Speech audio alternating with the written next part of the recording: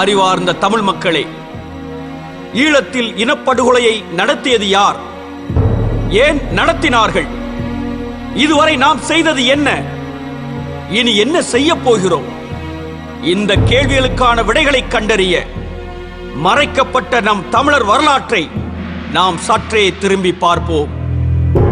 இன்றைய தமிழகத்தையும் இலங்கையையும் அதற்கும் தெற்கே மூழ்கி போன பெரும் பகுதிகளையும் உள்ளடக்கிய ஒரு மாபெரும் நிலப்பரப்பு தான் குமரிக்கண்டம். அந்த குமரிக்கண்டத்தில் காலகாலமாய் வாழ்ந்து வந்தவர்கள் தமிழர்களே. 49 நாடுகளை கொண்ட ஒரு மாபெரும் பேரரசை பாண்டியர்கள் கட்டி ஆண்டு வந்தனர். இயற்கை சீற்றத்தின் காரணமாக குமரிக்கண்டம் அழிவை சந்திக்க நேரிட்டதால் அங்கு வாழ்ந்து வந்த தமிழர்கள் நாவாய்களின் மூலமாக உலகின் பல்வேறு பகுதிகளுக்கு சென்றனர். சென்ற இடங்களிலெல்லாம் மாபெரும் அரசுகளையும் நாகரிகங்களையும் உருவாக்கினர்.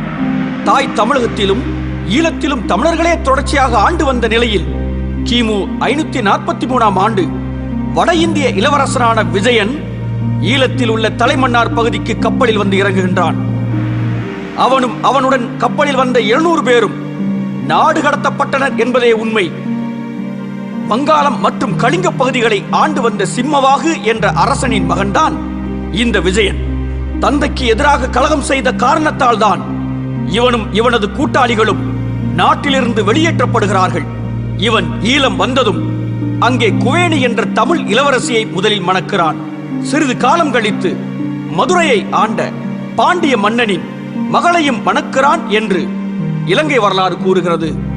இவனோடு சேர்த்து வந்த 700 ஆண்களும் பாண்டிய நாட்டு பெண்களையே மணக்கின்றனர். வட இந்தியாவில் நாட்டின் தலைவன் தன்னை சிங்கம் என்று அழைத்துக் கொள்ளும் வழக்கம் இன்றும் இருக்கிறது. சிம்மவாகு என்ற அரசனின் வழித்தோன்றல் என்ற காரணத்தினால் விஜயனின் வாரிசுகள் சிங்களவர்கள் என்று அழைக்கப்பட்டனர். தமிழினமும் வட இந்திய இனமும் கலந்ததுதான் சிங்கள இனம்.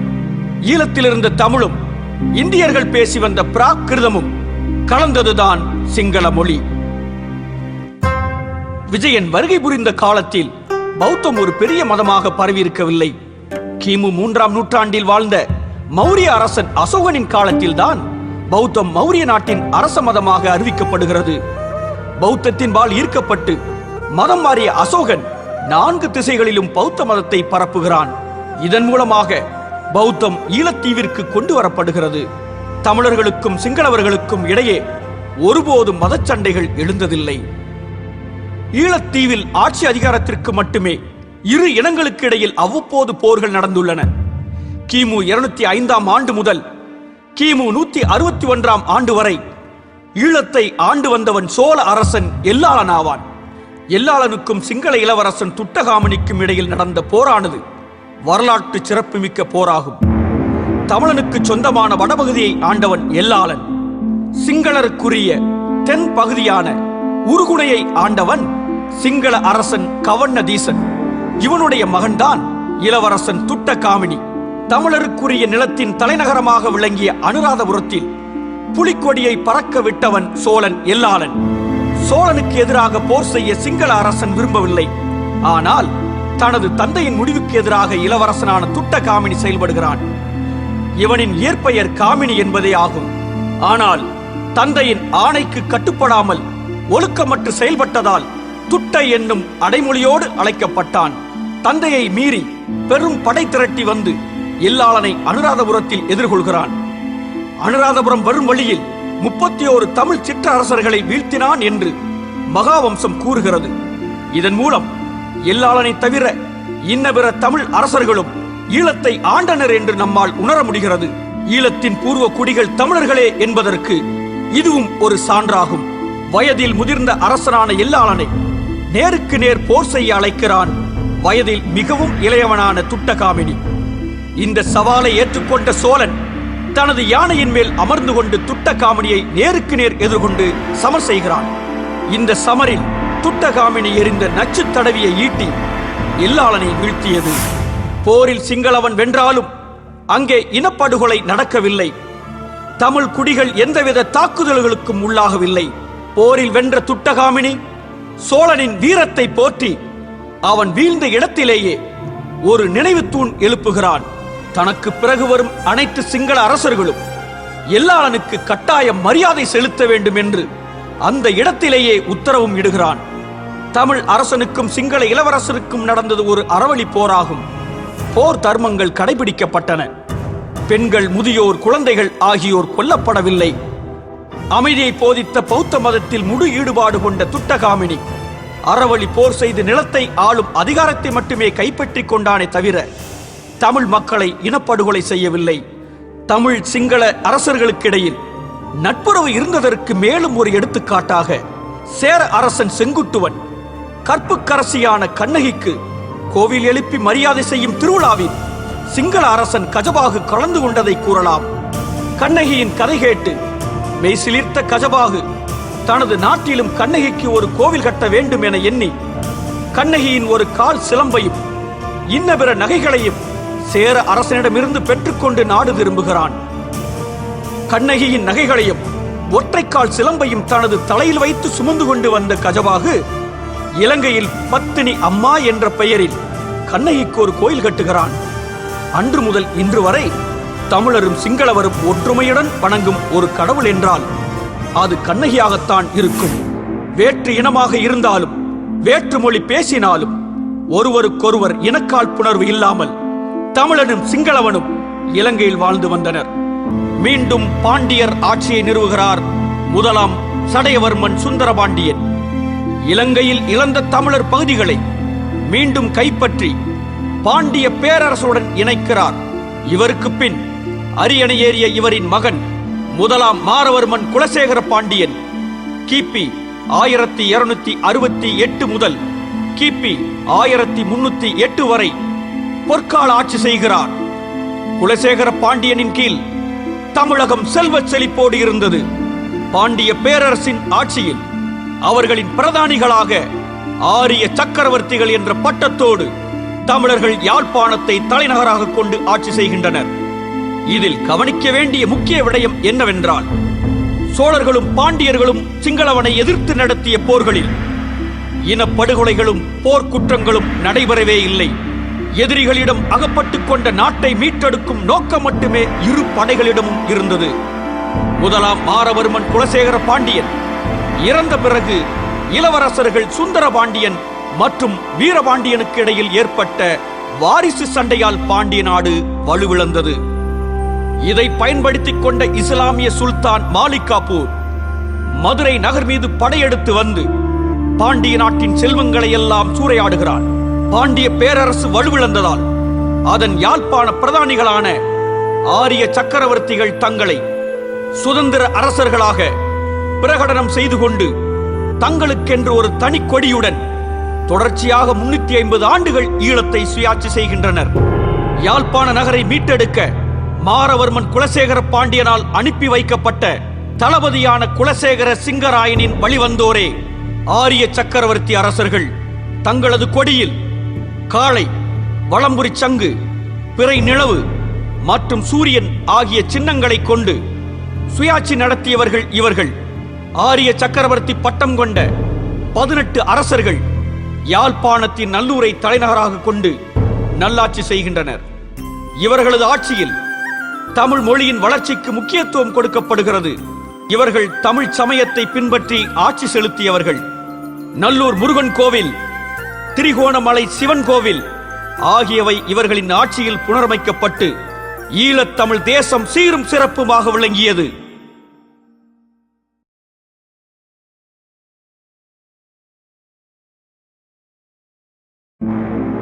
இஸ்லாமிய சுல்தான்களிடமிருந்து மதுரையை மீட்டெடுக்கிறேன் என சொல்லிக்கொண்டு கிபி 1377 ஆண்டு வந்த விஜயநகர வடுக அரசன் குமார கம்பனன் தான் கைப்பற்றிய பாண்டிய நாட்டை முழுவதும் விஜயநகர அரசுடன் இணைத்து விட்டான். சிருங்கேரி சங்கராச்சாரி உதவியுடன் விஜயநகர அரசை தோற்றுவித்தவர்கள் வடுகர்களான ஹரிகரன் மற்றும் புக்கன் ஆவார்கள். இந்த புக்கனின் மகன்தான் குமார கம்பனன். தான் படையெடுத்து கைப்பற்றிய பகுதிகளை ஆள்வதற்கு பிரதிநிதிகளாய் தெலுங்கர்களையே நியமிக்கின்றான். இவர்கள் பெரும்பாலும் விஜயநகர படையில் இருந்த காட்டுமிராண்டி கூலிப்படையைச் சேர்ந்த கம்மவார் வடுகர்களாகவே இருந்தனர். யார் இந்த வடுகர்கள்? இந்திய துணைக்கண்டத்தின் விந்திய மலைக்கும் வேங்கட மலைக்கும் இடைப்பட்ட பகுதிகள் அடர்ந்த காடுகள் நிரம்பிய பகுதிகளாகும். இப்பகுதியை மொழிபெயர் தேசம் என்று பழம்பெரும் தமிழ் இலக்கியங்கள் குறிப்பிட்டுள்ளன. இக்காடுகளில் வாழ்ந்து வந்த மக்களை வடுகர்கள் என பண்டைய தமிழர்கள் அழைத்து வந்தனர். தமிழகத்தின் வட எல்லையான வேங்கடத்திற்கும் வடக்கே மொழிபெயர் தேசம் இருந்ததனால் அங்கே வாழ்ந்த மக்களுக்கு வடக்கர் என்று பெயர் முதலில் வந்தது. இதுவே பின்னாளில் வடுகர் என தெரிந்தது. இக்காடுகளில் வாழ்ந்த மக்கள் வேட்டையாடுவதையே பிரதான தொழிலாக கொண்டிருந்தனர். வேட்டைக்கு உதவியாக இருக்க கொடிய வேட்டை நாய்களை அவர்கள் பயன்படுத்தி வந்தனர். இதன் காரணமாகவும் இவர்கள் கதநாய் வேட்டுவர் அல்லது கதநாய் வடுகர் என்றும் அழைக்கப்பட்டனர். இவர்களுக்கு அறம் சார்ந்த வாழ்க்கையோ மரபு வழி போர் பயிற்சியோ அறவே கிடையாது. இவர்கள் வேட்டையாடுவதற்கும் கொள்ளை அடிப்பதற்கும் வேட்டை நாய்களையே பயன்படுத்தினர். அவ்வப்போது கூலிப்படையினராகவும் வடுகர்கள் செயல்பட்டனர். காட்டுத்தனமாய் தாக்குவதிலும் கொலைபாதக செயல்கள் செய்வதிலும் கைதேர்ந்த இந்த வடுகர்களைத்தான் சிருங்கேரி சங்கராச்சாரி இஸ்லாமியர்களுக்கு எதிராக களமிறக்கினான். தென்னிந்தியாவில் இஸ்லாமியர்களுக்கு எதிராக நடந்த போர்களில் ஈடுபட்ட விஜயநகர படைகளில் இந்த வடுகர்கள் தான் பெரும் பங்கு வகித்தனர். இஸ்லாமியர்களை தென்னிந்தியாவை விட்டு விரட்டுவதற்கு பார்ப்பனியத்தின் அடியாட்களாக செயல்பட்ட இவ்வடுகர்கள் இஸ்லாமிய மக்களை கண்டபொழுதெல்லாம் கொண்டு குவித்தனர். தென்னிந்தியாவில் நடந்த இஸ்லாமிய இனப்படுகொலைக்கு பரிசாகத்தான் இவ்வடுகர்களுக்கு சத்திரியன் என்ற பட்டம் சிருங்கேரி சங்கராச்சாரியால் கொடுக்கப்பட்டது. இஸ்லாமியர்களை வீழ்த்திய பின்னர் அவ்வெற்றியை மையமாக வைத்து உருவாக்கப்பட்டது விஜயநகர அரசு.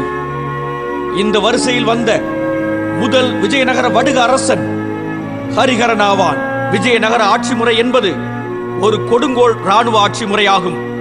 மக்களிடம் இருந்த நில உடைமைகள் வலுக்கட்டாயமாக பிடுங்கப்பட்டன. பாளையம் பாளையமாக நிலங்கள் பிரிக்கப்பட்டு ஒவ்வொரு பாளையத்திற்கும் ஒரு பிரதிநிதியை நியமித்தனர். மக்களிடம் அடாவடியாக வரி வசூல் செய்ய ஊருக்கு ஊர் தண்ட நாயக்கன்களையும் பாளையங்களில் அமர நாயக்கன்களையும் நியமித்து தமிழ் மக்களை துன்புறுத்தி ஆண்டனர் தெலுங்கு வடுகர்கள். தமிழ் அரசர்கள் தோற்றுவித்த உன்னதமான உள்ளாட்சி முறையை சிதைத்து பாளைய பட்டுகள் மூலம் தமிழ் மக்களை கொடுமைப்படுத்தினர் வடுகர்கள். வட இந்தியா முழுவதும் இஸ்லாமியர்களின் கட்டுப்பாட்டில் வந்ததால் விஜயநகர அரசின் மூலம் பிராமணியத்தை காத்துக்கொள்ள சிருங்கேரி சங்கராச்சாரி உருவாக்கியதே இந்த வடுக அரசாகும்.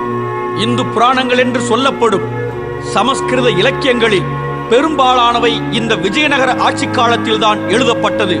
அதிலும் கிருஷ்ண தேவராயன் என்ற வடுக அரசன் மிகப்பெரிய பிராமண அடிவரடியாக இருந்துள்ளான். இவனே பல பக்தி புராணங்களையும் இயற்றியுள்ளான். கிபி 1529 ஆண்டு கிருஷ்ண தேவராயனுக்கு எதிராக கலகம் செய்த மதுரை பிரதானி நாகம நாயக்கனை அடக்க அவனின் சொந்த மகனான விஸ்வநாத நாயக்கனையே அனுப்பினான் கிருஷ்ண தேவராயன். நாகம நாயக்கனை அடக்கிய பின்னர் விஸ்வநாத நாயக்கன் மதுரையை தனதாக்கிக் கொள்கிறான். விஜயநகர அரசிடம் இருந்து சுதந்திரம் வாங்கிக் கொண்டு விஸ்வநாத நாயக்கன் என்ற தெலுங்கு வடுகன் தலைமையில் தனி நாடாக மதுரை நாயக்க அரசு உருவானது. தமிழ்நாடு முழுவதும் வடுகர்களின் கட்டுப்பாட்டின் கீழ் வந்ததும் பண்டைய தமிழக கோவில்களில் இருந்த தமிழ் வழி பூசாரிகள் வலுக்கட்டாயமாக வெளியேற்றப்பட்டனர். வடுக பிராமணர்களுக்கு முக்கியத்துவம் கொடுத்தனர் விஜயநகர அரசர்கள். தமிழக கோவில்களில் இருந்து தமிழ் வெளியேற்றப்பட்டது. சமஸ்கிருதம் மேலோங்கியது.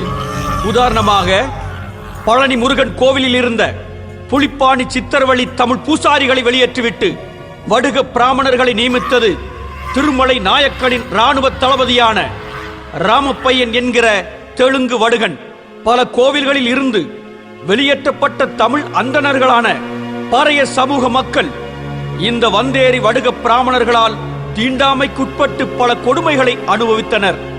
தமிழக விவசாய குடிகளான பல்லர்களின் நிலத்தை பிடுங்கிக் கொண்டு அவர்களை கூலிகளாகவும் கொத்தடிமைகளாகவும் மாற்றியது மதுரை நாயக்க அரசு.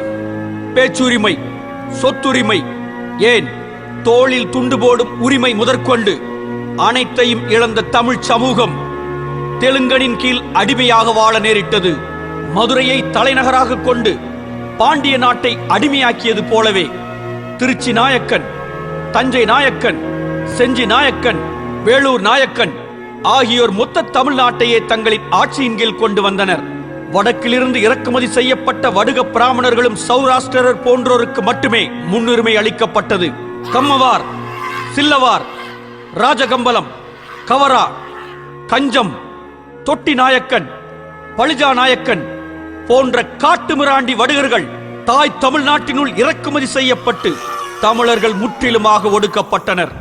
மதுரையை ஆண்ட விஸ்வநாத நாயக்கனின் மகன் குமார கிருஷ்ணப்ப நாயக்கன் என்பவன் கிபி 1564ஆம் ஆண்டு மதுரையில் இருந்து 20,000 பேர் கொண்ட பெரும் படை திரட்டிக் கொண்டு இலங்கையில் இருந்த சிங்களவரின் கண்டி அரசை வீழ்த்தி அதனை பிடித்துக் கொள்கிறான். கைப்பற்றிய நாட்டை தன் மைத்துனனான விஜயகோபால நாயக்கனிடம் விட்டுச் சென்றதாக சிங்கள தீப கதா என்னும் தெலுங்கு நூல் கூறுகிறது. குமார கிருஷ்ணப்ப நாயக்கனின் படையில் இருந்த பெரும்பாலானோர் தெலுங்கு கம்மவார் பிரிவைச் சேர்ந்த காட்டுமிராண்டி கூலிப்படையினர் ஆவார்கள். கண்டியை ஆண்ட சிங்கள அரசனையும் அவனின் படை வீரர்களையும் கொன்றொழித்துவிட்டு கண்டி நாடு முழுவதும் கைப்பற்றிக் கொண்டனர். கண்டியை பிடித்தவுடன் தெலுங்கர்கள் செய்த முதல் வேலை என்னவென்றால், புனிதமாக கருதப்படும் புத்தனின் பல்லை சிங்களவர்களிடமிருந்து பிடுங்கி தங்கள் வசமாக்கிக் கொண்டனர். இலங்கையின் மரபுப்படி புத்தனின் பல் யாரிடம் உள்ளதோ அவர்களே இலங்கையை ஆள தகுதியானவர்களாவர். இதை தெரிந்து கொண்ட தெலுங்கு வடுகர்கள் புத்தனின் பல்லை கண்டிக்கு கொண்டு வந்து விடுகின்றனர். பரங்கியர்கள் மற்றும் டச்சுக்காரர்களுடன் நடந்த போர்களில் கண்டி அரசுக்கு படை உதவி செய்தது தமிழ்நாட்டை ஆண்ட தெலுங்கு நாயக்கர்களாவார்கள். கண்டியில் இருந்த சிங்கள மக்களை ஒடுக்குவதற்கும் தமிழ்நாட்டிலிருந்தே படை அனுப்பப்பட்டது. விஜயகோபால நாயக்கரும் அவனுக்கு பின் வந்த அனைத்து தெலுங்கு அரசர்களும் தமிழ்நாட்டு நாயக்க அரச குடும்பங்கள் மற்றும் பாளையத்துக்கார ஜமீன்தார்களிடமிருந்தே பெண் எடுத்தனர். இந்த வரிசையில் வந்த வீர நரேந்திர சின்ஹா என்ற கண்டி அரசனுக்கு ஆண் வாரிசு இல்லாமல் போய்விடுகிறது. இவன் மதுரை நாயக்கர் ஆட்சியின் ஒரு பாளையத்துக்காரனான பிட்டி நாயக்கனின் பெண்ணை மணந்தவனாவான். ஆண் வாரிசு இல்லாத காரணத்தை பயன்படுத்தி வீர நரேந்திர சிங்கனின் தெலுங்கு மைத்துனன், அதாவது பிட்டி நாயக்கனின் மகன் அரசியான தனது அக்காளின் உதவியுடன் கண்டியின் அரியணை ஏறுகிறான். 1739ஆம் ஆண்டு முதல் விஜயராஜ சின்ஹா என்ற சிங்கள பெயரில் ஆட்சி செய்ய தொடங்குகிறான். தமிழ்நாட்டில் கிபி 1736ஆம் ஆண்டு மதுரை நாயக்கர் ஆட்சியின் படைகள் ஆங்கிலேய ஆற்காடு நவாப்பு கூட்டுப்படையிடம் தோற்று போயின. ராணி மீனாட்சிக்கு வாரிசு இல்லாததால் மதுரை அரசு முடிவுக்கு வந்தது. இதே காலகட்டத்தில் திருச்சி நாயக்க ஆட்சி, தஞ்சை நாயக்க ஆட்சி, வேளூர் நாயக்க ஆட்சி மற்றும் செஞ்சி நாயக்க ஆட்சி ஆகியவையும் முடிவுக்கு வந்தன.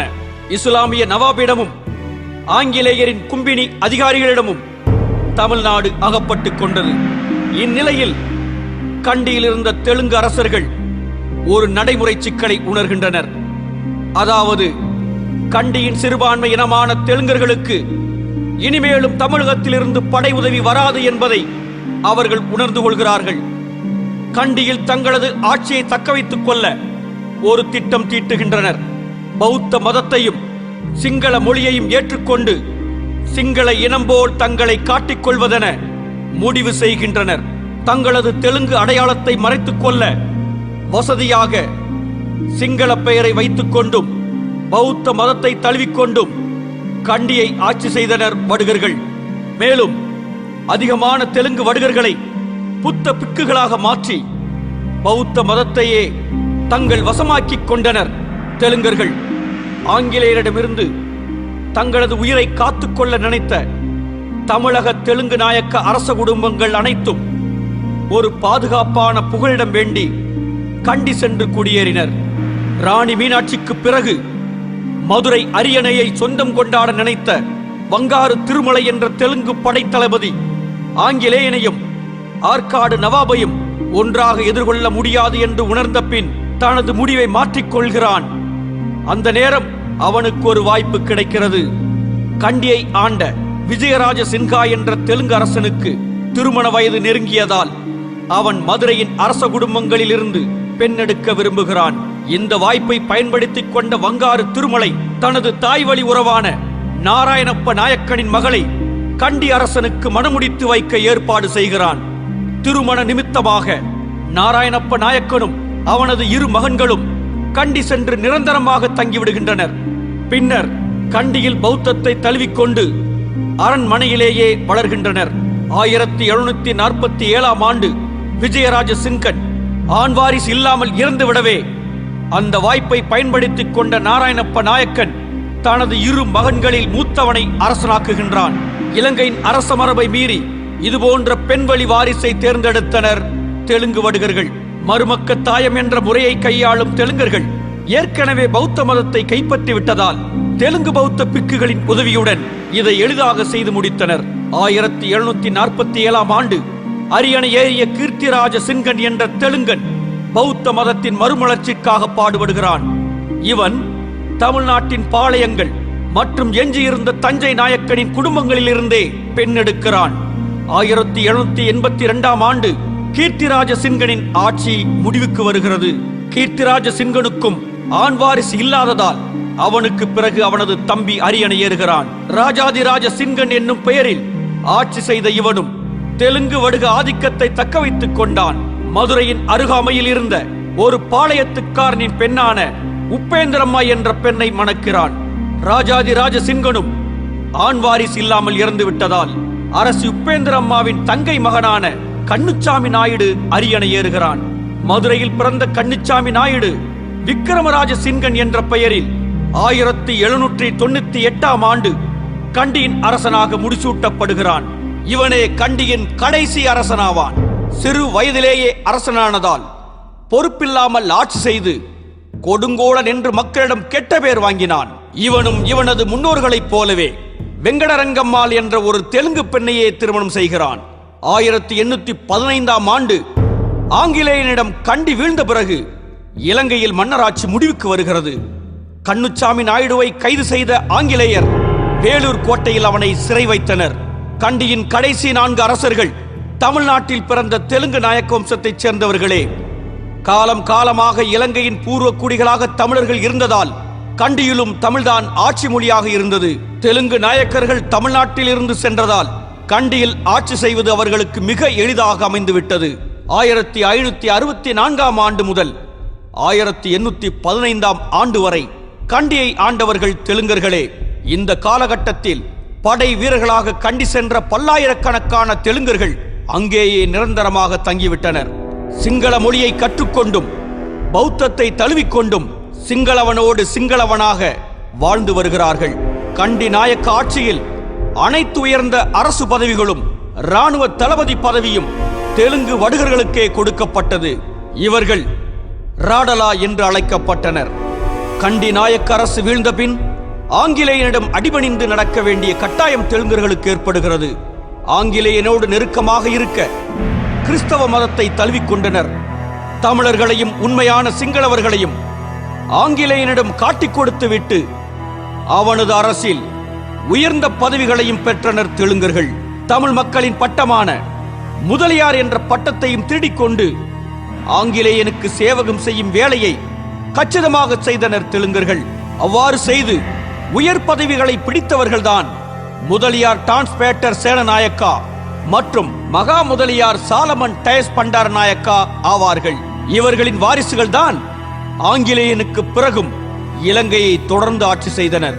1948 ஆண்டு இலங்கை சுதந்திரம் பெற்றவுடன் முதல் பிரதமராக பொறுப்பேற்றவன் டான் ஸ்டீவன் சேனநாயக்கா என்ற தெலுங்கன். இவன் முதலியார் டான்ஸ்பேட்டர் சேனநாயக்காவின் மகனாவான். இவனது அமைச்சரவையில் இடம்பெற்ற அனைத்து முக்கிய அமைச்சர்களும் சிங்களர் போர்வையில் இருந்த தெலுங்கர்களே ஆவர். சுதந்திரம் பெற்ற நாள் முதல் தமிழர்களுக்கான உரிமைகளை தட்டி பறித்தது இந்த தெலுங்கர்கள்தான். தங்களின் தெலுங்கு அடையாளத்தை மறைத்துக் கொள்ள சிங்கள இனவாதத்தையும் பௌத்த மதவாதத்தையும் கையில் எடுத்தனர் வடுகர்கள். உண்மையான சிங்களவர்களை தமிழர்களுக்கு எதிராகவும் தமிழ் இஸ்லாமியர்களுக்கு எதிராகவும் திருப்பிவிட்டு இன்று வரை குளிர்காய்ந்து வருகின்றனர் தெலுங்கர்கள். சேனநாயக்காவின் குடும்பம் இலங்கையின் மிக முக்கியமான அரசியல் குடும்பங்களில் ஒன்றாகும். இலங்கையின் ஐக்கிய தேசிய கட்சியை தங்கள் கட்டுக்குள் வைத்திருந்தது இக்குடும்பமே ஆகும். இவர்களின் காலத்திற்கு பிறகு இந்த இனவாத கட்சியானது ஜெயவர்த்தனா என்ற மற்றொரு தெலுங்கு வடுகனின் கைகளுக்கே சென்றது. 1983ஆம் ஆண்டு ஜூலை மாதம் தமிழர்களுக்கு எதிராக நடந்த இனக்கலவரத்தை நடத்தியதே தெலுங்கனான ஜெயவர்த்தனா ஆவான். இலங்கையின் இன்னொரு பிரதான அரசியல் குடும்பம் ஸ்ரீலங்கா சுதந்திர கட்சியை தங்கள் கட்டுக்குள் வைத்திருந்த பண்டாரநாயக்காவின் குடும்பமாகும். ஆங்கிலேய ஆட்சி காலத்தில் இலங்கையின் மகா முதலியாராக இருந்த தெலுங்கன் சாலமன் டயஸ் பண்டாரநாயக்காவின் மகன்தான் சாலமன் வெஸ்ட் ரிச்சவே டயஸ் பண்டாரநாயக்கா. இவனின் மனைவி சிரிமா ரத்வத்தே என்றவள் கண்டி அரசின் ராடலா வகுப்பை சார்ந்த தெலுங்கச்சி ஆவாள். இவர்களுக்கு பிறந்த மகள்தான் சந்திரிகா குமாரதுங்கா. இந்த தெலுங்கு அரசியல் குடும்பமானது ஈழத் தமிழர்கள் மீது இனவெறியை தூண்டிவிட்டு இலங்கையை சுமார் 30 ஆண்டுகள் ஆண்டது. 1958ஆம் ஆண்டு தமிழர்களுக்கு எதிராக இனக்கலவரம் வெடிக்க காரணமாக இருந்தவன் தெலுங்கன் பண்டாரநாயக்கா ஆவான். 1964ஆம் ஆண்டு 6 லட்சம் மலையக தமிழர்களை நாடு கடத்த உத்தரவு போட்டவள் தெலுங்கச்சி சிரிமாவோ பண்டாரநாயக்கா ஆவாள். நூற்றாண்டுகளுக்கு மேலாக இலங்கையின் தேயிலை தோட்டங்களை உருவாக்கி இலங்கையின் பொருளாதாரத்திற்கு முதுகெலும்பாக இருந்த மலையக தமிழர்களை சிறிதும் இரக்கம் இல்லாமல் நாடு கடத்த முடிவு செய்தவள் இந்த சிரிமாவோ பண்டாரநாயக்கா தான். இலங்கையின் பிரதான ஆளுங்கட்சி மற்றும் எதிர்க்கட்சிகளை கைக்குள் வைத்திருக்கும் தெலுங்கு வடுகர்கள் இன்று சுதந்திர இலங்கையில் கூட பொதுபல சேனா என்ற பயங்கரவாத பௌத்த அமைப்பை நடத்தி வருகிறார்கள். இந்த அமைப்பின் வேலையே தமிழர்களுக்கு எதிராகவும் தமிழ் இஸ்லாமியர்களுக்கு எதிராகவும் உண்மையான பௌத்த சிங்களவர்களை திருப்பி விடுவதுதான்.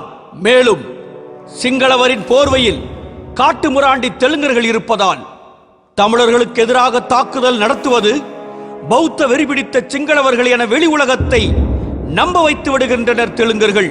தங்களின் உண்மையான அடையாளத்தை சிங்களவர்கள் கண்டுபிடித்து விடக்கூடாது என்பதற்காக தமிழர்கள் வழிபாடு செய்யும் கோவில்களை எல்லாம் இடித்து அங்கே பௌத்த விகாரங்களை கட்டி வருகின்றனர். மதவெறியால் தூண்டப்படுவதால் தெலுங்கன் தான் இலங்கையில் ஆட்சி செய்கிறான் என்ற உண்மை இது நாள் வரை சிங்களவர்களுக்கு புலப்படவில்லை. இலங்கையின் மேற்கு கடற்கரையோரம் வாழும் கரவாயின மக்கள் உண்மையான சிங்களவர்கள் ஆவார்கள். கரைவாழ் மக்கள் என்ற தூய தமிழ் சொல்லிலிருந்து வந்ததுதான் கரவா என்ற சிங்கள சொல். இலங்கையில் வாழ்ந்து வரும் உண்மையான சிங்கள மக்களுக்கு இலங்கையில் பிரதமரோ அல்லது ஜனாதிபதியோ ஆகும் வாய்ப்பு ஒரு முறை கூட கிட்டவில்லை. கிடைக்காமல் பார்த்து கொண்டனர் சிங்கள போர்வையில் இருக்கும் தெலுங்கர்கள். மேலும் கண்டி நாயக்கர் ஆட்சியின் பொழுது இலங்கையின் வரலாற்று நூல் என சொல்லப்படும் மகா வம்சத்தை தங்களுக்கு ஏற்றவாறு தொகுத்து எழுதிக் கொண்டனர் தெலுங்கர்கள். இலங்கையின் நீண்ட நெடிய வரலாற்றில் தமிழனின் பெரும் பங்கை நீக்கிவிட்டனர். மகாவம்சத்தின் ஓலைச்சுவடிகள் பலவற்றை காணவில்லை என்றும் தற்போது இருக்கும் மகாவம்சம் பலமுறை தொகுக்கப்பட்டதென்றும் முதலில் உண்மையை வெளிக்கொண்டு வந்தவர் ஆங்கிலேயர் காலத்தில் அந்நூலை ஆங்கிலத்தில் மொழிபெயர்ப்பு செய்த விஜயசிங்க முதலியார் என்பவராவார். இலங்கை ஆங்கிலேயனிடமிருந்து சுதந்திரம் பெற்ற நாள் முதல் இன்று வரை அந்நாட்டை ஆள்வது சிங்களவர் போர்வையில் வாழும் தெலுங்கர்களே. சேனநாயக்கா குடும்பம், பண்டாரநாயக்கா குடும்பம், ஜெயவர்த்தனா, ரணசிங்க பிரேமதாசா, மைத்திரிபால சிறிசேனா, ரணில் விக்ரமசிங்கே மற்றும் ஈழத் தமிழர்களை கொன்றொழித்த ராஜபக்சே உட்பட அனைவருமே தெலுங்கர்கள் ஆவார்கள். இதனால்தான் ராஜபக்சே மற்றும் சிறிசேனா ஆகியோர் இந்திய தெலுங்கர்களின் விருப்ப கடவுளான திருப்பதி வெங்கடாச்சலபதியை தரிசிக்க வருகிறார்கள். இவர்களின் மற்றொரு விருப்ப கடவுளான கிருஷ்ணனை தரிசிக்க குருவாயூர் வருகிறான் தெலுங்கன் விக்ரமசிங்கே.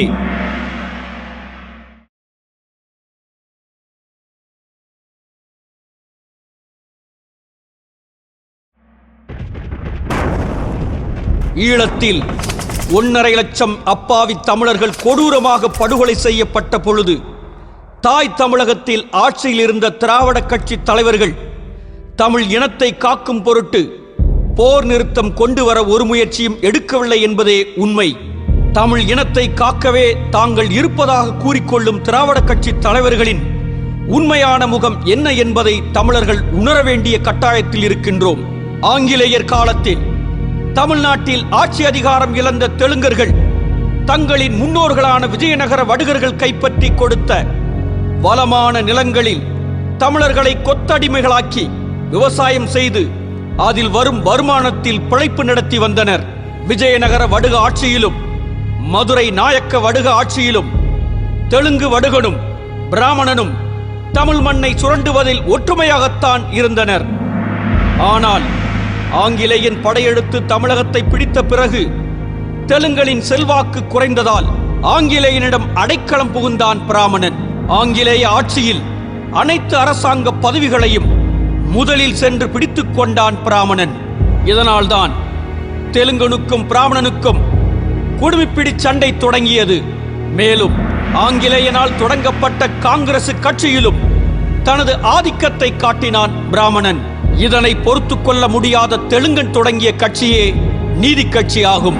பிராமணர் அல்லாதோருக்கு சமூக நீதி கிடைக்க தொடங்கப்பட்டதாக சொல்லப்படும் நீதி கட்சியானது உண்மையிலேயே செல்வாக்கு இழந்த தெலுங்கு சமீந்தார்கள் மீண்டும் மேலே வருவதற்காக தொடங்கப்பட்டதே ஆகும்.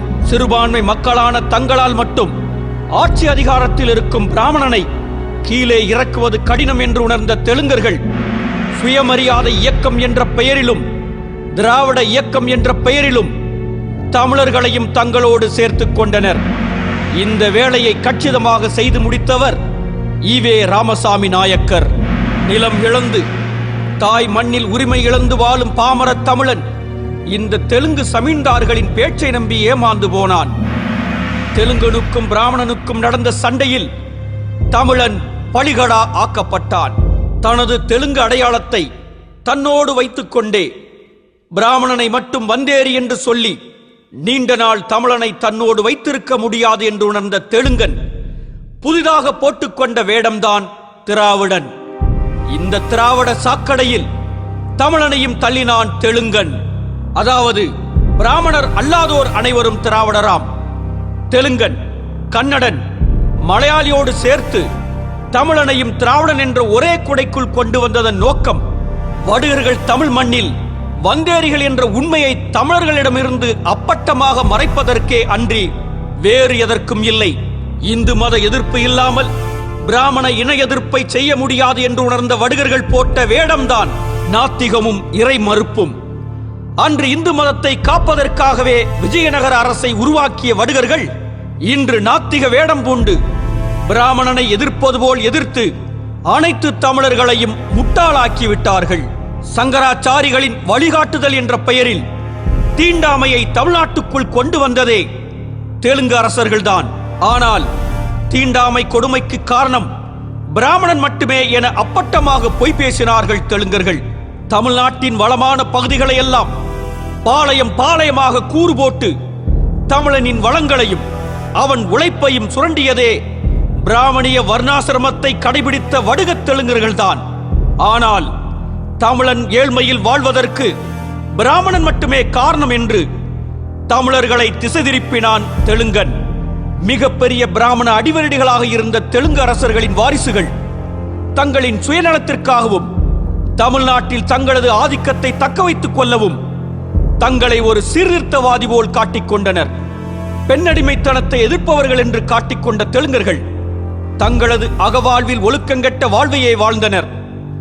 பெண்களை இழிவாக பேசுவது மட்டுமல்லாமல் வயது வித்தியாசம் பார்க்காமல் இளம் பெண்களை திருமணம் செய்வது வரை இவர்கள் தங்களது வாழ்நாள் முழுவதும் பெண்ணடிமைவாதிகளாகவே வாழ்ந்தனர் என்பதே உண்மை. அது மட்டுமல்லாமல் இறுதி வரை பிராமணர்களோடு ரகசியமான நட்புறவிலும் இருந்தனர். இவை அனைத்தும் தமிழனை ஏமாற்ற நடந்த திரைமறைவு நாடகங்களே ஆகும்.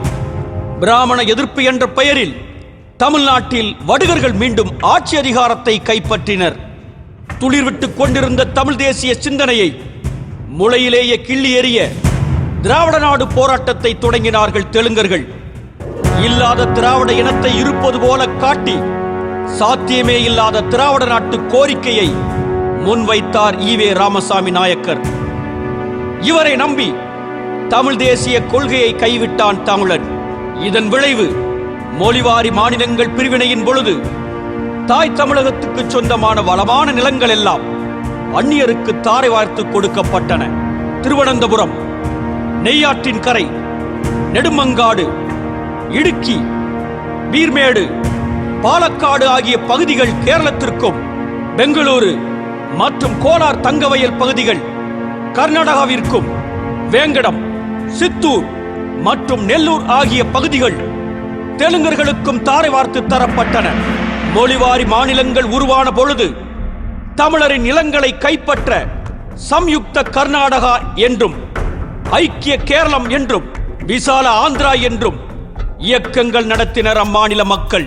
ஆனால் தமிழன் மட்டும் அடைந்தால் திராவிட நாடு, இல்லையேல் சுடுகாடு என்று முட்டாள்தனமாக முழங்கிக் கொண்டிருந்தான்.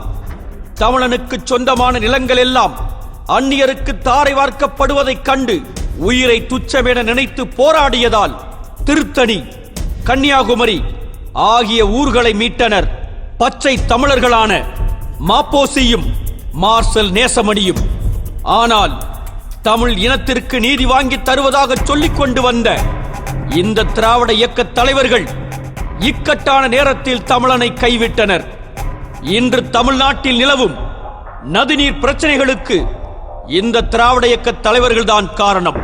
திராவிட வேடத்தில் இருக்கும் தெலுங்கனை நம்பி ஏமாந்தான் தமிழன். தமிழனை நிரந்தரமாக ஏமாற்ற தெலுங்கர் அண்ணாதுரை கொண்டு வந்த யுக்திதான் நாடக மற்றும் திரைப்பட மோகம். என்று தமிழன் திரைப்பட மாயையில் மூழ்கி போனானோ அன்றே தமிழ்நாடு அவன் கையை விட்டு போய்விட்டது. அண்ணாதுரை, கருணாநிதி, எம்.ஜி. ராமச்சந்திரன், ஜெயலலிதா ஆகிய நால்வரும் தமிழர்களே கிடையாது. இவர்கள் போதாதென்று தெலுங்கர்களான வை. கோபால்சாமி நாயுடுவும் விஜயகாந்த் நாயுடுவும் ஆளுக்கு ஒரு திராவிட கட்சியை தொடங்கி வைத்துக் கொண்டு தமிழன் அரசியல் ரீதியாக மேலே எழும்பிவிடக் கூடாதென்று மிகவும் தெளிவாக அரசியல் செய்கின்றனர். ஈழத்தில் தமிழ் மக்கள் கொல்லப்படும் பொழுது ஆட்சியில் இருந்த காங்கிரஸ் கட்சியின் தலைமையும் கூட தெலுங்கர்களிடமே உள்ளது. திராவிட கட்சி தலைவர்கள் தான் தெலுங்கர்கள் என்றால் மார்க்சிய கொள்கை பேசும் கம்யூனிச கட்சி தலைவர்களும் தெலுங்கர்களாகவே உள்ளனர். பாளையப்பட்டு ஆட்சி முறையில் தமிழ் மக்களின் நிலங்களை வலுக்கட்டாயமாக பிடுங்கிக் கொண்ட தெலுங்கர்கள் இன்று நல்லவன் போல நடித்து பொது உடைமை கருத்தியல் பேசி வருகின்றனர். ஆளும் வர்க்கத்தை எதிர்ப்பதாக காட்டிக்கொள்ளும் இந்த வடுக கம்யூனிஸ்ட் தலைவர்களின் உண்மையான நோக்கம் என்னவென்றால், தமிழகத்தில் வடுகர் வசம் இருக்கும் லட்சக்கணக்கான ஏக்கர் விளைநிலங்களை பாதுகாப்பதே ஆகும். இன்றைய தமிழகத்தில் நிலமில்லா ஏழைகளான பள்ளர்கள் மற்றும் பறையர்களின் ஏழ்மை நிலைக்கு காரணமே வடுகர்களின் பாளையப்பட்டு ஆட்சி முறைதான். ஆனால் இந்த உண்மையை வடுக கம்யூனிஸ்ட் தலைவர்கள் அப்பட்டமாக மறைத்து வருகிறார்கள். மக்களின் போராட்டங்களை எல்லாம் திசை திருப்பி மேடைதோறும் அமெரிக்க ஏகாதிபத்தியம் ஒழிக என்ற ஒற்றை கோஷத்தை மட்டுமே சுமார் 50 ஆண்டுகளாக முன்வைத்து வருகிறார்கள். இன்று வரை அகில இந்திய அளவில் இயங்கும் கம்யூனிச பொலிட்பீரோவில் ஒரு தலித் தலைவரானதில்லை. இதிலிருந்தே தெரிகிறது இவர்களின் உண்மையான முகம் என்னவென்று. தமிழ்நாட்டில் நடக்கும் இனப்பிரச்சனையை இவர்கள் வர்க்க பிரச்சனையாக மடைமாற்றி வருகிறார்கள். இதற்கு ஓர் எடுத்துக்காட்டு கீழ் வெண்மணி தமிழ் இனப்படுகொலை. 1968ஆம் ஆண்டு கீழ்வெண்மணி கிராமத்தில் கோபாலகிருஷ்ண நாயுடு என்ற தெலுங்கு ஜமீன்தார் தன்னுடைய நிலத்தில் விவசாய கூலிகளாய் வாழ்ந்த 44 பள்ளர் சமூக மக்களை உயிரோடு எரித்துக் கொன்றான். இதில் பெண்கள் மற்றும் குழந்தைகளே அதிகம். சென்னையில் அப்போது தெலுங்கர் அண்ணாதுரையின் ஆட்சி என்ற தைரியத்தில் அவன் இவ்வாறு மிருகத்தனமாக நடந்து கொண்டான். எரித்துக் கொன்றவன் தெலுங்கு ஜமீன்தார், எரியுண்டு இறந்தவன் தமிழன். இது அப்பட்டமான இனவெறி செயலாகும். ஆனால் இதை முதலாளி வர்க்கத்திற்கும் தொழிலாளி வர்க்கத்திற்கும் நடந்த சண்டை என இன்று வரை கதை கட்டி வருகின்றனர் தெலுங்கு கம்யூனிஸ்டுகள். ஒரே இனத்தைச் சேர்ந்தவன் சக இனத்தவரின் உழைப்பை உறிஞ்சினால் அது வர்க்க பிரச்சனை என்று சொல்வதில் ஒரு நியாயம் உள்ளது. ஆனால் தமிழ்நாட்டில் இருக்கும் முக்கிய முதலாளிகள் அனைவரும் தெலுங்கர்கள், தொழிலாளர்கள் அனைவரும் தமிழ் மண்ணின் மைந்தர்கள் என்றால் இது எப்படி வர்க்க பிரச்சனையாகும்? பாளையப்பட்டு ஆட்சி முறையின் கொடுமைகள் வெளியே தெரிந்தால் பள்ளரும் பறையரும் தெலுங்கர்களுக்கு எதிராக கிளர்ச்சி செய்வார்கள் என்று உணர்ந்ததால் தான் சுயநலத்திற்காக பொது உடைமை வேஷம் போடுகிறார்கள் தெலுங்கர்கள். நிலப்பிரபுத்துவ சமூகமான நாயுடுகளின் கூடாரமாகி போனது கம்யூனிச கட்சி. தமிழர்களான மாமேதை ஐயா சிங்கார வேளனாரும் மக்கள் தலைவர் ஜீவானந்தமும் இருந்த பொழுது தமிழ்நாடு கம்யூனிச கட்சி நல்ல பாதையில் சென்று கொண்டிருந்தது. ஆனால் என்று அக்கட்சி தெலுங்கர்களின் கைக்குள் சென்றதோ அன்றே அது நாயுடு சங்கமாக மாறிவிட்டது. ஆளும் கட்சி, எதிர்கட்சி, இடதுசாரி கட்சி என அனைத்தையும் தெலுங்கர்கள் தங்கள் கட்டுப்பாட்டில் வைத்துள்ளனர். இவர்களை தமிழர்கள் அடையாளம் கண்டுகொள்ளக் கூடாது என்பதற்காகத்தான் இவர்கள் சாதி ஒழிப்பு என்ற நாடகத்தை தமிழ்நாட்டில் மட்டும் அரங்கேற்றி வருகின்றனர். குலப்பட்டத்தை போடாமல் விட்டதன் மூலம் எவன் தமிழன் எவன் தெலுங்கன் என்று தெரியாமலேயே போய்விட்டது. மேலும் இந்த வந்தேரிகள் தங்கள் உண்மையான பெயரை மாற்றி வைத்துக் கொள்கின்றனர். இதன் காரணமாகவும் இவர்கள் தெலுங்கர்கள் என்ற உண்மையை தமிழர்களால் உணர முடியவில்லை. காலம் காலமாக தமிழரின் இனப்பகைவர்களாகவே செயல்பட்ட மதுரை நாயக்க வம்சாவளி தெலுங்கர்கள் இன்று அரசியல் காரணங்களுக்காக திராவிட வேடம் பூண்டு நம்மை ஆள்கிறார்கள். அதேபோல் இலங்கையிலும் சிங்கள வேடம் பூண்டு ஆள்கிறார்கள் கண்டி நாயக்க வம்சாவளி தெலுங்கர்கள். தமிழ்நாட்டிலும் ஈழத்திலும் தமிழனை வீழ்த்தியது தெலுங்கர்களே. பாமர மக்கள் வாழும் கிராமத்தில் நின்று கொண்டு கிரேக்க வரலாறும் ரோமாபுரி வரலாறும் பேசுகின்ற தெலுங்கரான கோபால்சாமி நாயுடு தமிழ்நாட்டிலும் இலங்கையிலும் நடந்த தெலுங்கு அரசாட்சியை பற்றி ஏன் வாய் திறக்க மாட்டேன் என்கிறார்? உண்மை வெளியே தெரிந்துவிடும் என்ற பயம்தானே. இலங்கையை ஆள்வது தனது தெலுங்கு இனம் என்ற உண்மையை தெரிந்து கொண்டே விடுதலை புலிகளுக்கு உதவுவது போல உதவி புலிகளின் முதுகில் குத்தியதே தெலுங்கர்களான கோபால்சாமி நாயுடுவும் கோவை ராமகிருஷ்ண நாயுடுவும் தான். தமிழ்நாட்டை ஆளும் தெலுங்கர் மட்டும் நினைத்திருந்தால் என்றோ சுதந்திர தமிழீழம் கிடைத்திருக்கும். குறைந்தது இலங்கையில் உள்ள தெலுங்கர்களிடம் பேசி இன படுகொலையாவது தடுத்து நிறுத்தி இருக்கலாம். ஆனால் தமிழர்கள் மேல் கொண்டுள்ள இனவெறி காரணமாக வேண்டுமென்றே தீர்வு கிடைக்காமல் பார்த்துக் கொண்டனர் தெலுங்கர்கள். இவர்களுக்கு துணை போனது தமிழரின் ஆதி பகைவர்களான பிராமணர்கள்.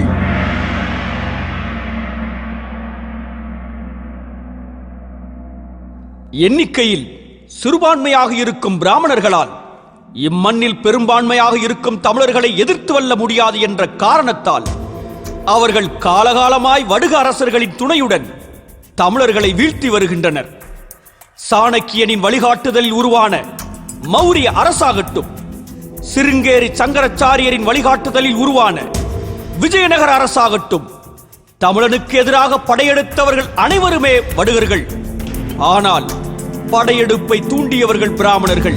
தம்பி நகரில் விஜயநகர ஆட்சி முடிவுக்கு வந்த பின் தங்களது உயிரை காத்துக்கொள்ள தமிழகம் நோக்கி வந்த ஆரிய பிராமணர்களை ஆதரித்தவர்கள் தமிழ்நாட்டில் ஆட்சியில் இருந்த தெலுங்கு நாயக்க அரசர்களே ஆவர். இந்த ஆரிய பிராமணர்களுக்கென்று பிரத்யேகமாக ஒரு சங்கர மடம் காஞ்சி நகரில் உருவாக்கப்பட்டது. இதில் மறைக்கப்பட்ட உண்மையாதனில் காஞ்சி சங்கர மடம் என்பது கன்னட மற்றும் தெலுங்கு மொழி பேசும் ஆரிய பிராமணர்களுக்கானதே ஆகும். ஆனால் இம்மடத்தை காலடி சங்கராச்சாரியான ஆதிசங்கரன் கிபி 8ஆம் நூற்றாண்டிலேயே உருவாக்கிவிட்டான் என்று ஒரு மாபெரும் பொய்யை சங்கரமட பிராமணர்கள் மக்களிடம் பரப்பி வருகின்றனர். வெறும் 400 ஆண்டுகள் மட்டுமே பழமையான இந்த காஞ்சி சங்கர மடத்தில் அன்று முதல் இன்று வரை கன்னட மொழி அல்லது தெலுங்கு மொழி பேசும் பிராமணர்களே தலைமையகத்தில் அமர்ந்து வருகின்றனர். தமிழ் மொழியை நீசபாசை என்று பழித்த காஞ்சி சங்கராச்சாரி ஒரு கன்னட பிராமணர் ஆவார். கன்னட மொழியும் தெலுங்கு மொழியும் ஒரே நேரத்தில் பிரசவமான இரட்டை பிறவிகள் போன்றவையாகும். கன்னட வடுகனுக்கும் தெலுங்கு வடுகனுக்கும் யாதொரு வேறுபாடும் கிடையாது. நம்பூதிரிகளின் வழிகாட்டுதலில் உருவான திருவாங்கூர் அரசும் இதற்கு விதிவிலக்கல்ல. சேர அரச வாரிசுகளை வஞ்சகமாக கொன்று ஆட்சியை பிடித்தவர்கள் நம்பூதிரிகள். இவர்களோடு வடுக காட்டுமிராண்டிகள் கலந்து உருவான கலப்பு இனம்தான் நாயர்கள்.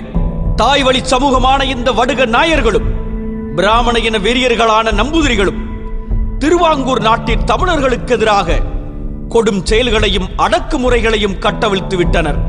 அதன் விளைவாக 14 குடி மக்களும் வெகுவாக பாதிக்கப்பட்டனர். இதில் அதிகம் பாதிக்கப்பட்ட சமூகம் நாடார் சமூகமாகும். தமிழ்நாட்டில் இருந்த வடுக பிராமணர்கள் தீண்டாமையை கொண்டு வந்து தமிழனை தொட்டால் தீட்டுகின்றனர். ஆனால் திருவாங்கூர் நம்பூதிரிகள் தமிழனை பார்த்தாலே தீட்டுகின்றனர். மேலும் தமிழ் பெண்கள் தங்களின் மார்பகங்களை மறைக்க மேலாடை அணியக்கூடாது என்ற மிருகத்தனமான சட்டங்களை இயற்றினர் நம்பூதிரிகள். பால்வரி, முளைவரி போன்ற வரிகளை தமிழ் பெண்கள் மேல் மட்டும் விதித்து அவர்களை துன்புறுத்தினர். இதுபோன்ற செயல்களில் நம்பூதிரிகளுக்கு உறுதுணையாக இருந்தது வடுக நாயர்கள் ஆவார்கள்.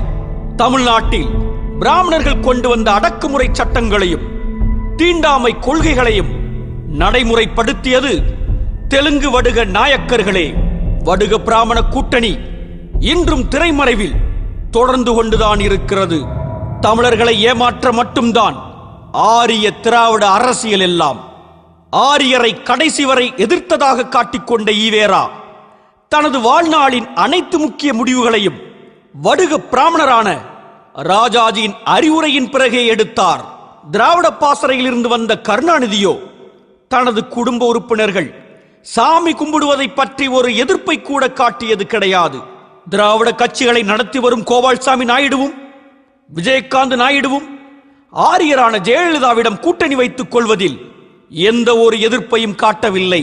தமிழர்களை அழித்தொழிக்க துடிக்கும் பிராமணர்களான சோ ராமசாமி மற்றும் சுப்பிரமணிய சாமி ஆகியோர் 1996ஆம் ஆண்டு தேர்தலில் திமுகவிற்கு பகிரங்க ஆதரவு வழங்கியதை நாம் இந்த நேரத்தில் நினைவு கொள்ள வேண்டும்.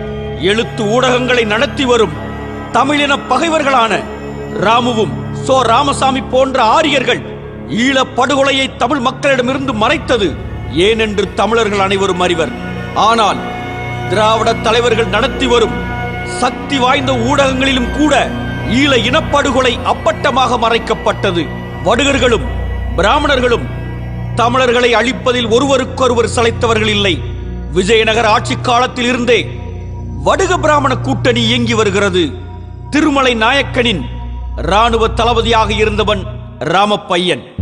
இவன்தான் பழனி முருகன் கோவிலில் பூசை செய்து கொண்டிருந்த தமிழ் பூசாரிகளை எல்லாம் வெளியேற்றிவிட்டு வடுக பிராமணர்களை நியமித்தவன். இந்த ராமப்பையனின் நேரடி வாரிசுதான் தமிழின பகைவன் சுப்பிரமணிய சாமி. இந்த உண்மையை அவன் வாயாலேயே இணையதளத்தில் ஒத்துக்கொண்டிருக்கிறான். மதுரை நாயக்க கொடுங்கோல் ஆட்சியில் தமிழரின் உரிமைகளை தட்டி பறித்த வடுக பிராமண கூட்டணி இன்று வேறொரு புதிய வடிவத்தில் தமிழர்களை அழிக்க வந்துள்ளது. ஈழத்தமிழ் மக்களை அழித்தொழிக்க ராஜபக்சவிற்கு உதவி செய்தவன்தான் இந்த சுப்பிரமணிய சாமி. மதுரை திருமலை நாயக்கருக்கு ராமப்பையன் உதவியது போல கண்டி நாயக்க வாரிசான ராஜபக்சவிற்கு உதவுகிறான் ராமப்பையனின் பேரனான சுப்பிரமணிய சாமி. உலக அளவில் ராஜபக்சே மேல் எந்த போர்க்குற்ற விசாரணையும் வந்துவிடக் கூடாது என்று மிக கவனமாக வேலை செய்கிறான் சுப்பிரமணிய சாமி. இவனும் போலீஸ் சாமியார் சந்திரசாமியும் ராஜீவ் காந்தி கொலை வழக்கில் சந்தேகப்படும்படியான ஆட்கள் என்பது குறிப்பிடத்தக்கது. மர்மமான முறையில் ராஜீவ் காந்தியை கொன்றுவிட்டு அந்த பழியை புலிகள் மீது சுமத்தி அவர்களை உலக நாடுகளின் உதவியுடன் அழிக்க திட்டம் போட்டவன்தான் இந்த சுப்பிரமணிய சாமி. இந்தியாவில் வாழும் பிராமணர்களுக்கு இலங்கையை ஆள்வது கண்டி நாயக்க வம்சாவளியினர் என்று நன்கு தெரியும். வடுக பிராமணரான சோ ராமசாமியும் விஜயநகர அரசில் உயர் பதவிகள் வகித்த பிராமணர்களின் வாரிசான இந்து பத்திரிகையின் ராமுவும் இந்த உண்மைகள் தமிழ் மக்களிடம் சென்று சேர்ந்துவிடக் கூடாது என்று மிகவும் கவனமாக இருந்து வருகின்றனர். இந்திய அரசாங்கத்திலோ அல்லது எந்த ஒரு கட்சியிலோ முக்கிய பொறுப்புகளையும் வகிக்காத சுப்பிரமணிய சாமிக்கு ராஜபக்சே அரசு பெரும் முக்கியத்துவம் கொடுத்ததன் பின்னணி இதுவே.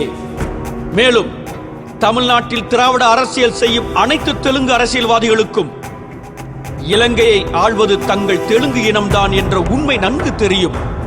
தமிழ் மக்களை ஏமாற்றுவதற்காக ராஜபக்சவை எதிர்ப்பது போல நாடகமாடுகின்றனர் திராவிட அரசியல்வாதிகள். ராஜபக்சேவும் சிறிசேனாவும் கண்டி நாயக்க வாரிசுகள் என்பதால் தான் திருப்பதி கோவிலில் அவர்களுக்கு முதல் மரியாதை வழங்கப்படுகிறது. ஈழ இனப்படுகொலையை செய்து முடிக்க உதவிய இந்திய அதிகாரிகளான சிவசங்கர மேனன், எம்.கே. நாராயணன், நிருபமா மேனன், விஜய் நம்பியார், ஜே.என். தீட்சித் போன்றோர் கேரள மாநிலத்தைச் சேர்ந்தவர்கள். திராவிட கருத்தியலின்படி இவர்களும் தமிழர்களும் ஒரே திராவிட இனம் அல்லவா?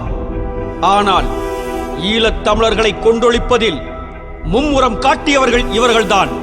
அதற்கு காரணம் இவர்கள் வடுகர்கள். அதுவும் நம்பூதிரி பிராமணர்களோடு கலப்பு ஏற்பட்ட வடுக நாயரினம்.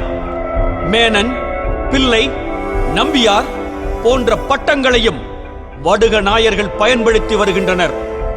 வடுகர்கள் மற்றும் பிராமணர்கள் இருவருமே தமிழரின் பரம்பரை பகையாளிகளாகவே இருந்து வருகின்றனர். இந்த உண்மைகளை எல்லாம் திராவிட கருத்தியல் நம்மிடமிருந்து மறைத்து விட்டது. இலங்கையில் சிங்களர் போர்வையில் தெலுங்கர்தான் ஆட்சி செய்கின்றனர் என்ற உண்மையை நம்மிடமிருந்து மறைத்து விட்டது ஆரிய கருத்தியல். வட இந்தியாவில் இருந்து படையெடுத்து வந்த ஆரியனின் வம்சாவளிதான் இன்றைய சிங்களவன் என்று இன்னும் நம்பிக்கொண்டிருக்கிறான் தமிழன். பொய் புராணங்கள் மூலமாகவும் ஆபாச இந்து மத கதைகள் மூலமாகவும் அதன் வாயிலாக பரப்பப்பட்ட மூட நம்பிக்கைகள் மூலமாகவும் தமிழர்களின் சிந்திக்கும் ஆற்றலையும் மூளையையும் மழுங்கடித்தது ஆரியம். திரைப்பட மோகம், இலவச மோகம், சாராய போதை ஆகியவற்றை தமிழர்களிடம் திணித்து பொங்கல் பண்டிகைக்கு கூட இலவசத்திற்காக கையேந்தி நிற்கும் ஈன பிறவிகளாய் இன்று தமிழர்களை மாற்றி வைத்திருக்கிறது திராவிடம். இது மட்டுமா? ஆயிரக்கணக்கில் மார்வாடிகளை தமிழ்நாட்டிற்குள் இறக்குமதி செய்து தமிழ்நாட்டின் மொத்த வணிகத்தையும் அந்நியரிடம் தாரை வார்த்து கொடுத்தது திராவிடம். தமிழரிடம் மட்டும் நாத்தியம் பேசிய திராவிடம் மார்வாடிகளின் முக்கிய இந்து பண்டிகையான ஹோலியை எதிர்க்கவே இல்லை. மார்வாடிகளின் வாக்குகளை வாங்க அவர்களுக்கு சிறப்பு சலுகைகளை வழங்கி வருகிறது திராவிடம். தன் இனம் அளிக்கப்பட்ட பொழுதும் நாதியற்றவனாய் நின்றான் தமிழன். செயற்கையாக திணிக்கப்பட்ட சாதி மத பேதங்களை தனது ஊடகங்கள் வாயிலாக ஊதி ஊதி பெருசாக்கிய திராவிடம் தமிழனை ஒன்று சேர விடாமல் பார்த்துக் கொண்டது. மாணவர்கள் எல்லாம் ஒன்று கூடி ஒரு போராட்டம் செய்தாலும் திராவிட, தலித்திய மற்றும் மார்க்சிய கருத்தியலை கொண்ட தெலுங்கு அரசியல்வாதிகள் இடையில் வந்து புகுந்து அந்த போராட்டத்தை ஒன்றுமில்லாமல் செய்து விடுவார்கள். ஈழத் தமிழர்களுக்காக இளைஞர்கள் உயிரை மாய்த்துக் கொண்டாலும் அதனையும் கொச்சைப்படுத்துவதில் மும்முரம் காட்டியது திராவிடம். காலம் காலமாக மதுரை நாயக்கரின் வம்சாவளியினர் தமிழ்நாட்டை சுரண்டியது போதாதென்று மற்றொரு ஆதிக்க தெலுங்கு பிரிவான ரெட்டிகளும் இப்போது தமிழ்நாட்டை ஆள முயற்சி செய்து வருகின்றனர். இந்த எண்ணத்தோடு திரைத்துறைக்குள் வந்தவன் விசால் கிருஷ்ண ரெட்டி தான் ஒரு தெலுங்கன் என்பதை மூடி மறைத்து தமிழ்நாட்டில் அரசியல் செய்ய முயன்று வருகிறான். வடுக விஜயகாந்த் நாயுடு கையாண்ட அதே யுக்தியைத்தான் இவனும் கையாள்கிறான். அதாவது முதலில் திரைப்பட நடிகர் சங்க தேர்தலில் வென்று மக்கள் மத்தியில் பிரபலமடைவது, அதன் பின்னர் நேரடி தேர்தல் அரசியலில் நுழைந்து தமிழ்நாட்டின் ஆட்சியை பிடிப்பது என்ற யுக்தி. தமிழ்நாட்டின் திரைப்பட துறையானது காலகாலமாக தமிழக அரசியல்வாதிகளின் நாற்றங்காலாக இருந்து வருகிறது. இந்திய சுதந்திரத்திற்கு பிறகு தமிழ் இனத்தை வீழ்த்த வடுகன் எடுத்துக்கொண்ட ஆயுதம் திரைத்துறையாகும். நாடகம் மூலம் பிரபலமான அண்ணாதுரை மற்றும் கருணாநிதி, திரைப்படம் மூலம் ஆட்சியை பிடித்த எம்ஜிஆர் மற்றும் ஜெயலலிதா ஆகியோரின் வரிசையில் இன்று விஜயகாந்த் நாயுடுவும் நாளை விசால் ரெட்டியும் தமிழர்களை ஆள முயற்சி செய்து வருகின்றனர். இது போதாதென்று அருந்ததியர் என அழைக்கப்படும் தெலுங்கர்களை ஆதி தமிழர்கள் என்று பெயர் சூட்டி அவர்கள்தான் தமிழ் மண்ணின் மைந்தர்கள் போல் அடையாளம் காட்டி நிறுவ பார்க்கிறார்கள் ஆதிக்க தெலுங்கர்கள். கல்வி வேலை வாய்ப்புகளில் தெலுங்கர்களான அருந்ததியர்களுக்கு இடஒதுக்கீட்டில் தனி உள் ஒதுக்கீடு கொடுத்து தமிழ் மண்ணின் மைந்தர்களின் வயிற்றில் அடித்தது திராவிடம். அருந்ததியர்களுக்கும் தமிழர்களுக்கும் சண்டையை தூண்டிவிட்டு அதன் மூலமாகவும் அரசியல் செய்ய முயல்கிறார்கள் ஆதிக்க தெலுங்கர்கள். இன்றைய கேரள மாநிலத்தில் வாழும் சேர மரபு வழி தமிழர்களுக்கும் தமிழ்நாட்டு தமிழர்களுக்கும் சண்டையை மூட்டி விரோத போக்கை கடைபிடித்தது தெலுங்கு திராவிடர்களே ஆவர். இன்றைய கேரளத்தில் நாயர் மற்றும் நம்பூதிரி ஆகிய வந்தேரிகளை தவிர மற்றவர்கள் அனைவரும் தமிழ் சேர மரபினரே ஆவர். இஸ்லாம், கிறிஸ்தவம் என்று பல மதங்களை தழுவி இருந்தாலும் அவர்கள் தமிழ் வழி மரபினரே. இதன் காரணமாகத்தான் இன்றைய கேரள முதல்வர் உமன் சாண்டி அவர்கள் தமிழ்நாட்டில் ஒரு தமிழனின் ஆட்சி அமைந்தால் அதை முழு மனதுடன் வரவேற்பதாகவும், ஒரு தமிழன் முதல்வராக பதவியேற்கும் பொழுது தான் முதல் வரிசையில் அமர்ந்து கொண்டு அந்நிகழ்ச்சியை சிறப்பிப்பதாகவும் மகிழ்ச்சியுடன் கூறியுள்ளார். அவர் கிறித்துவ மதத்தை தழுவி இருந்தாலும் அவர் சேர மரபை சேர்ந்தவர் என்பதால் தான் அவரால் இவ்வாறு பேச முடிந்தது.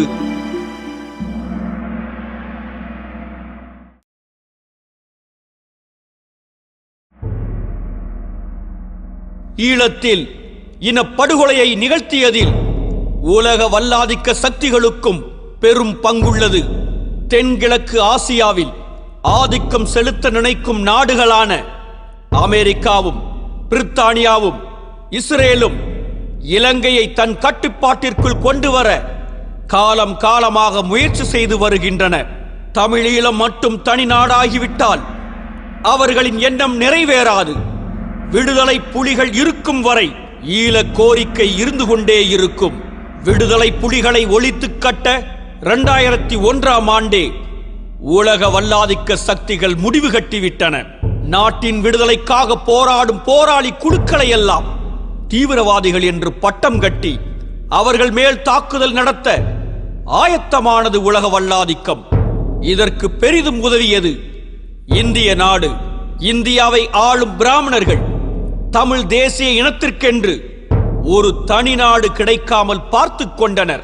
ஏனென்றால் தமிழர்களுக்கு ஒரு தனிநாடு கிடைத்துவிட்டால் அதனை காரணம் காட்டி இந்திய ஒன்றியத்தில் பிராமணரிடம் சிறைப்பட்டு கிடக்கும் பல தேசிய இனங்களும் தங்களுக்கென்று தனிநாடு கோரிக்கையை முன்வைப்பார்கள். இதை முன்கூட்டியே உணர்ந்த இந்திய பிராமணர்கள் ஈழ மக்களை அழிப்பதில் மும்முரமாக இருந்தனர். இது மட்டுமல்லாமல் புலிகளை அழிக்க 21 நாடுகளின் உதவியை நாடியதாக இலங்கையின் ராணுவ அமைச்சராக இருந்த கோத்தபாய ராஜபக்சேவை ஒத்துக்கொண்டான். இந்த 21 நாடுகளில் சீனாவும் அடக்கம். தென்கிழக்கு ஆசிய பகுதிகளில் மேற்கத்திய நாடுகள் ஆதிக்கம் செலுத்தினால் தன் நாட்டின் இறையாண்மைக்கு ஆபத்து வந்துவிடும் என்று பயந்த சீனாவும் புலிகளை அழிக்க இலங்கைக்கு உதவியது. போரில் செய்த உதவிக்கு கைமாறாக ராஜபக்சேவின் சொந்த ஊரான கம்பன் தோட்டையில் துறைமுகம் என்ற பெயரில் ஒரு ராணுவ தளத்தை தனக்காக கட்டிக்கொண்டிருக்கிறது சீனா. நாளை இந்தியாவுடன் ஒரு போர் வந்தாலும் இந்த ராணுவ தளத்தை பயன்படுத்திக் கொள்ள சீனா நினைக்கிறது. இதே நோக்கத்திற்காகத்தான் பாகிஸ்தானும் இலங்கைக்கு உதவியது. ஈழத் தமிழ் மக்களை கொன்றொழிக்க பாஸ்பரஸ் குண்டுகளையும் கொத்து குண்டுகளையும் இலங்கை ராணுவத்திற்கு அளித்ததே இஸ்ரேல் நாடுதான். எதற்காக என்றால் புலிகளை அழித்துவிட்ட பிறகு விலைக்கு வாங்கப்பட்ட அரசியல்வாதிகள் மூலமாக இலங்கையை தன்வசப்படுத்துவதால் தென்கிழக்கு ஆசியாவில் நடக்கப் போகும் மொத்த வணிகத்தையும் இலங்கையில் இருந்து கொண்டே கட்டுப்படுத்தலாம். தீவிரவாதி என்று போராளிகளுக்கு பட்டம் சூட்டி அவர்களை அழித்துவிட்டு அவர்களின் நாட்டை சுரண்டுவதே இவர்களின் பிரதான வேலையாகும். இந்தியாவில் பெரும்பான்மையான பிராமணர்கள் விரும்பி செய்யும் தொழில் வங்கித் தொழிலாகும். இந்தியாவில் பெரும்பான்மையான வங்கிகளை நடத்துவதும் அதன் மூலம் இந்திய பொருளாதாரத்தை கட்டுப்படுத்துவதும் பிராமணர்களே. இப்படிப்பட்ட இந்தியா ஈழ மக்களுக்கு ஒருபோதும் உதவாது. ஈழத்தில் தனி வாக்கெடுப்பு நடத்த ஒருபோதும் இந்தியா சம்மதிக்காது. தனக்கு போட்டியாக உலக அரங்கில் தமிழன் வந்துவிடக் கூடாது என்று முடிவு கட்டிவிட்டான். அதன் விளைவாக நடப்பதே தமிழ்நாட்டில் மட்டும் செயல்படுத்தப்படும் இன அழிப்பு திட்டங்கள். கூடங்குளம் மற்றும் கல்பாக்க அணுமின் திட்டங்கள், தஞ்சை மீத்தேன் திட்டம், எரிவாயு குழாய் திட்டம், சீமை கருவேல மரம், சீமை மாடுகள், ரசாயன உரங்கள், செயற்கை உணவுகள், மரபணு மாற்றப்பட்ட விதைகள், செயற்கை முறையில் வளர்க்கப்படும் கோழிகள், மேற்கத்திய ஆடம்பர வாழ்க்கைக்கு தூண்டும் உழைக்காமல் பணம் சேர்க்கும் விளம்பரங்கள், ஆண் பெண் இச்சையை தூண்டும் ஆபாச காட்சிகள் கொண்ட திரைப்படங்கள், மற்றும் தொலைக்காட்சி தொடர்கள், விவாத நிகழ்ச்சிகள், இப்படி பண்பாட்டு அழிப்பு என அனைத்து திட்டங்களும் தமிழ் இன அழிப்பு திட்டங்களாகவே உள்ளன. தமிழ்நாட்டிலும் இந்தியாவிலும் இருக்கும் பிராமண இந்துத்துவ தீய சக்திகள் இந்த நாட்டின் தேசிய இனங்களை அழிப்பதில் தான் குறியாக உள்ளன. தமிழ்நாட்டில் திராவிடன் என்ற போர்வையில் ஆளும் வடுகன், இந்தியாவை ஆளும் பிராமணன் தமிழ் இனத்திற்கு பகைவர்களாக உள்ளனர். வெகு காலமாகவே இவர்களுக்குள் ரகசிய கூட்டணி இருந்து வருகிறது. ஆங்கிலேயர்கள் கொண்டு வந்த ஆரிய திராவிட கொள்கைகளால் குழம்பி போன தமிழன் மொழி இழந்தான், நிலம் இழந்தான், ஆட்சி இழந்தான், உரிமை இழந்தான், கடைசியில் உயிரையே இழந்தான். இவை அனைத்திற்கும் மேலாக உலக அரங்கில் தன்மானம் இழந்தான். தமிழ்நாட்டின் 4 திசைகளிலும் இன்று வடுகர்களை ஆதிக்கம் செய்கின்றார்கள். கர்நாடகாவை ஆளும் கன்னட வடுகர்கள், ஆந்திராவை ஆளும் தெலுங்கு வடுக நாயுடுகள், கேரளத்தை ஆளும் வடுக நாயர்கள் மற்றும் இலங்கையை ஆளும் தெலுங்கு நாயக்கர்கள் ஆகியோரின் ஆட்சியில் ஏராளமான தமிழர்களின் உயிர்கள் பறிபோயின. பெங்களூரு நகரத்தில் நடந்த கலவரத்தின் பொழுது ஆயிரக்கணக்கான தமிழர்கள் ஈவு இரக்கமின்றி கொல்லப்பட்டனர். ஐயப்பன் கோவிலுக்கு சாமி கும்பிடச் சென்ற தமிழனை வெந்நீரை ஊற்றிக் கொண்டான் ஒரு வடுக நாயர். ஆந்திராவிற்கு கூலி வேலைக்கு சென்ற அப்பாவி தமிழர்கள் 20 பேரை குருவி சுடுவது போல சுட்டுக் கொன்றான் தெலுங்கன் சந்திரபாபு நாயுடு. தமிழர்களுக்கு சொந்தமான கீழை கடலில் மீன்பிடிக்க சென்ற 800க்கும் மேற்பட்ட அப்பாவி மீனவர்களை சுட்டுக் கொன்றான் சிங்கள வேடத்தில் இருக்கும் தெலுங்கன். இவர்கள் எல்லோரும் இவ்வாறு மிருகத்தனமாக நடந்து கொள்ள காரணம் தாய் தமிழகத்தில் ஒரு தமிழன் ஆட்சியில் இல்லை என்ற தைரியம்தான். ஜெயலலிதாவும் கருணாநிதியும் தங்கள் இனம் என்று அவர்களுக்கு தெரிந்ததினால்தான் இவ்வாறு தமிழனை சுட்டுக் கொள்கின்றனர். மேலும் ஜெயலலிதாவும் கருணாநிதியும் ஊழல் வழக்குகளில் சிக்கியிருப்பதால் இந்திய நடுவண் அரசாங்கத்தின் பிடியில் இவர்கள் உள்ளனர். நடுவண் அரசின் இயலாமையை எதிர்த்து இவர்களால் ஒரு கேள்வியை கூட கேட்க முடியவில்லை. தமிழ் இனத்தை இந்த நிலைமைக்கு கொண்டு வந்தோரை வீழ்த்த நாம் செய்ய வேண்டிய முதல் காரியம் என்னவென்றால், தமிழ்நாட்டில் தமிழ் தேசிய சிந்தனை உள்ள ஒரு தமிழனை தமிழ்நாட்டின் ஆட்சியில் அமர்த்துவதுதான். இன்று தமிழரிடம் இருக்கும் ஒரே பலம் தேர்தலில் நாம் செலுத்தும் வாக்கு மட்டுமே. அண்ணல் அம்பேத்கர் உருவாக்கிய இந்திய தேசிய சாசனத்தில் தமிழருக்கென்று எஞ்சி இருப்பது வாக்கு செலுத்தும் உரிமை மட்டுமே. இலவசத்திற்கும் சாராயத்திற்கும் நம்மிடம் இருக்கும் இந்த ஒரே உரிமையையும் நாம் விட்டுக் கொடுத்து விட்டால் நம் இனம் அழிவதை இயற்கையால் கூட காப்பாற்ற முடியாது. இந்த காணொளியை காணும் இளைஞர்களே, நீங்கள்தான் நம் தமிழ் இனத்தின் எதிர்காலம். வரும் 2016ஆம் ஆண்டு நடக்கவிருக்கும் தமிழ்நாடு சட்டமன்ற தேர்தலில் வீரியமான ஒரு தமிழனுக்கு வாக்கு செலுத்தி ஆட்சியில் இருக்கும் அந்நியர்களை வீழ்த்துவோம். இழந்த நம் உரிமைகளை மீட்டெடுப்போம். வாழ்க தமிழ், வெல்க தமிழர்.